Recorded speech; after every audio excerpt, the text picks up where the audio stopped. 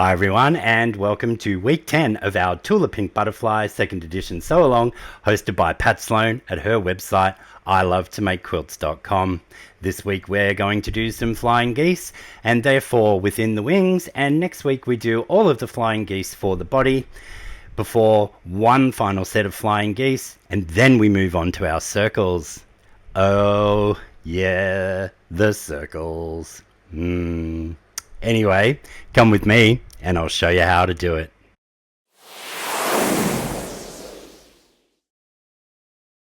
Here is the block that we need to make for this week, and do remember that we need to make 2, which is 1 for each side of our butterfly's wings. And the fabric that we need this week is just the pear fabric, which is the greeny yellow solid, and daisy from the wildflower, which is the grey and yellow wildflower. As I'm known to do, and because this block is made from flying geese, I will be using a combination of the 4 at a time and the 2 at a time. Not the 2 at a time, traditional half square flying method. What I'm showing you now is to make 2 flying geese the traditional way.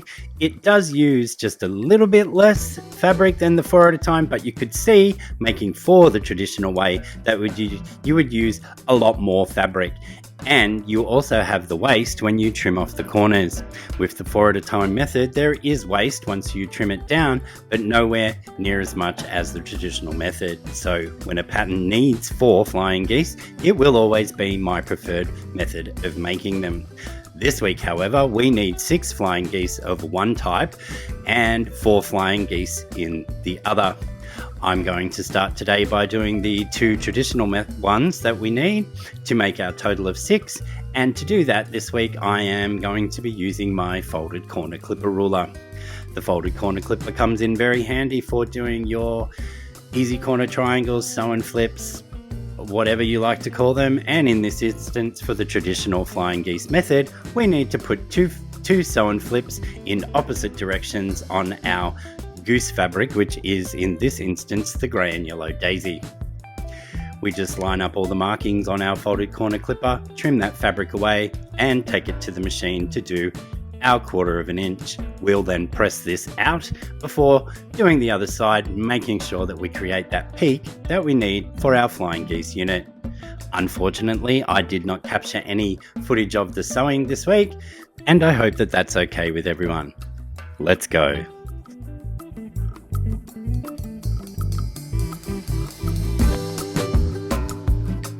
With the one side of our sky sewn onto our flying geese units, we just need to press this, and throughout this I go, first of all I was going to press open, and then I remembered I like to get my points when these are sewn together, so I did press to one side. When you do come to place the sew and flip on the other side of this, we do need to cut it a little differently to make sure we get the right angle. So this time our base piece will start off in a vertical direction as opposed to horizontal, and we'll use the folded corner clipper in the same fashion as we did before. Sew these 2 sides on and press them out. Then we'll move on to the 4 at a time method.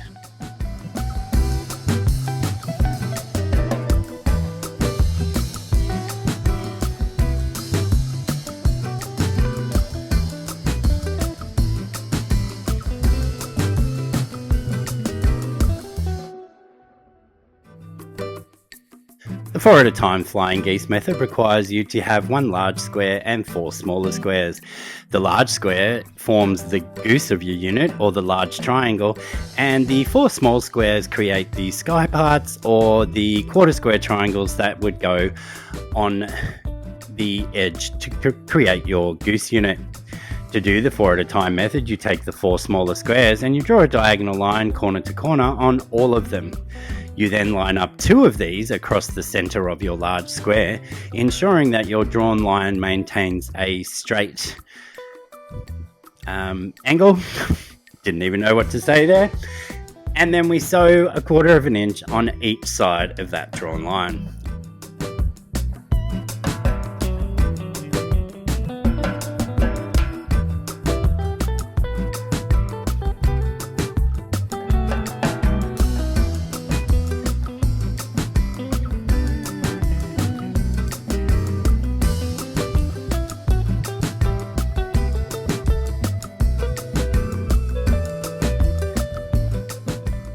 Now that we've sewn on each side of our drawn line, it's time to trim these units apart. I'm just giving it a quick press first to set the stitching and the seam before slicing it in half on our drawn line. We'll then press our small triangles up away from the large triangle, and we'll have a little block that resembles a love heart.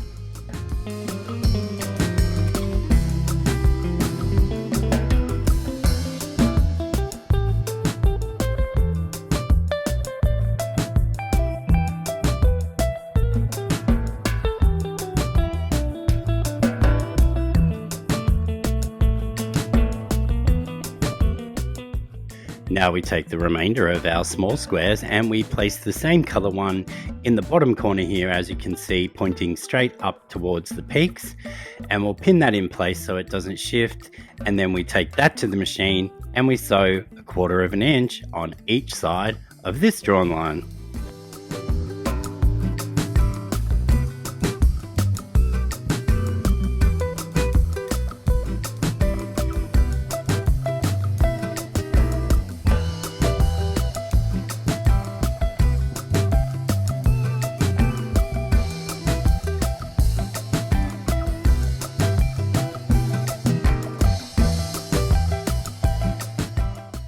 Back at our cutting mat again, it's time now to also cut these apart on this drawn line and then press our small triangles out again, and it will be time to trim down.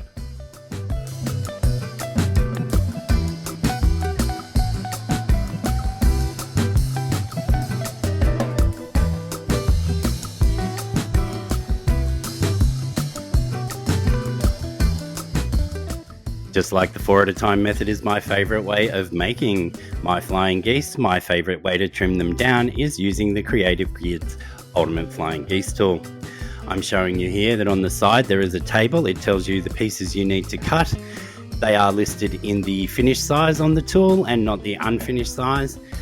So then you line up the reference line that it tells you to inside the peak in the first instance, and you trim the first 2 sides. You then rotate both the block and the tool and line those same registration marks up again and trim the final 2 sides. This results in perfect flying geese every time.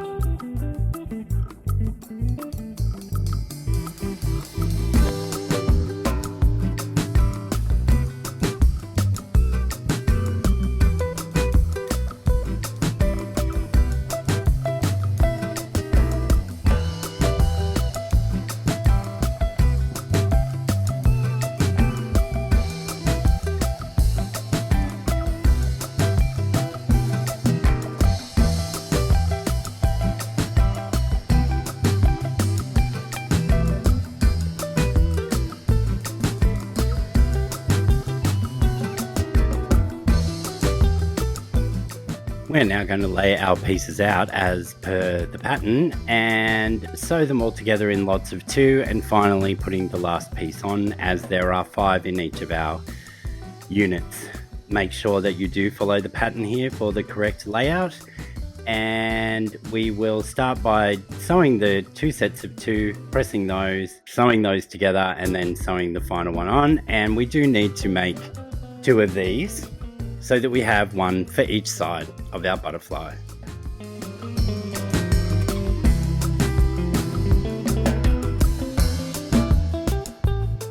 My only tip for pressing these units is to clip either side of the peak down to but not through the stitching line, and that way we can manipulate which way the seam allowance is going and we can ensure that we have a nice flat block.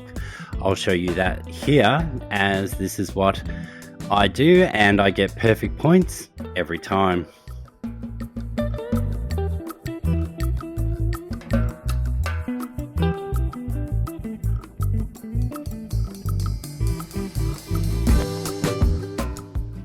So now with all of those seams clipped, we just need to maneuver the seams in the direction we want them to go.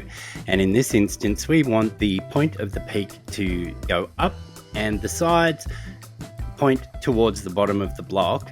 And that's both the path of least resistance for both those points as they go to a more solid fabric than anything that has stitching or layers of fabric. And I show you that here now on the back, up in the middle and down on the sides, and do that for all 4.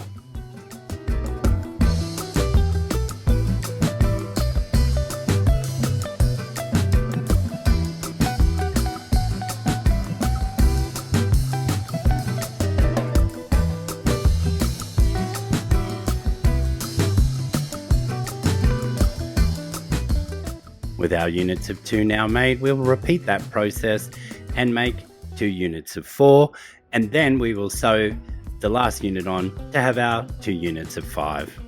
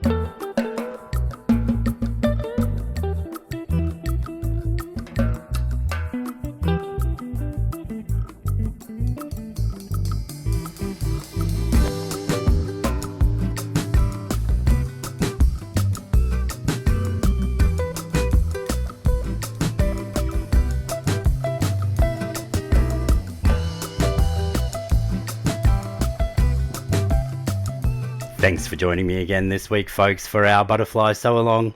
This week was a bit of an easier week, and hopefully you've caught up with all of your half square triangles. As always, if you haven't already done so, please like the video, share it with a friend, subscribe to my channel if you haven't done so. Most important, tickle that little bell icon to be notified of all future updates. And leave me a comment down below on how you're going, how you're progressing, what you are having the most trouble with, and I'll see if I can respond to that. As always, thanks for watching, and see you all again next week.